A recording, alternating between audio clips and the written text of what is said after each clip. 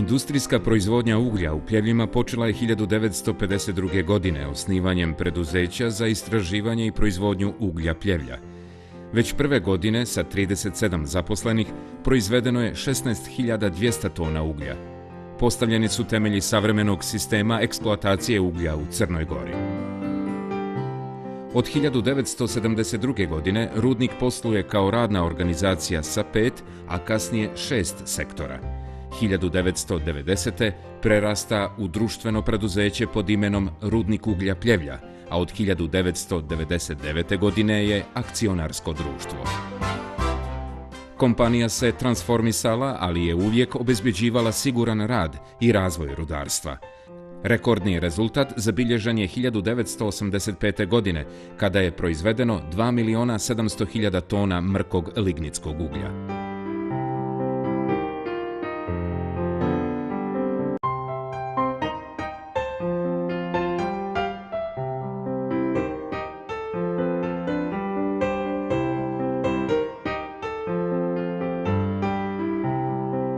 Danas rudnik zapošljava 1040 radnika.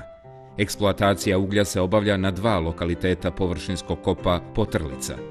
Godišnja proizvodnja kreće se od 1.600.000 do 1.800.000 tona uglja i oko 4,5 miliona metara kubnih čvrste mase otkrivke. U periodu od 1952. godine do danas u rudniku uglja proizvedeno je ukupno 66 miliona tona uglja i 165 miliona metara kubnih čvrste mase otkrivke.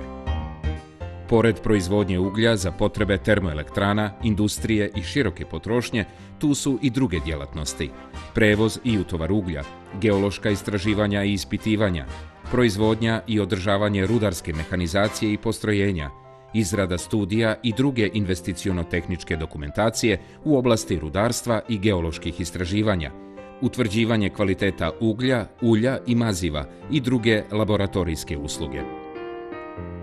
Dugoročni ciljevi rudnika uglja Pljevlja obuhvataju istraživanje i razvoj kapaciteta i neophodne optimizacije proizvodnje uglja u Pljevaljskom basenu i van njega, sagledavanje mogućnosti za proizvodnju cementa i opeke, razvoj uslužnih i proizvodnih programa na održavanju rudarske opreme i mehanizacije, te povećanje obima rekultivacije, što je i zakonska obaveza. Među strateškim pravcima su i dostizanje ekonomski opravdanih cijena uglja za potrebe termoelektrane Pljevlja, nabavka produktivnije opreme i mehanizacije, razvoj informacionog sistema te nova organizaciona struktura, stručno usavršavanje kadrova i zaštita okoline. Eksploatacija uglja u Pljevaljskoj opštini u stručnim i naučnim krugovima je poznata pod 5E: ekonomija, energetika, efikasnost, ekologija i egzistencija.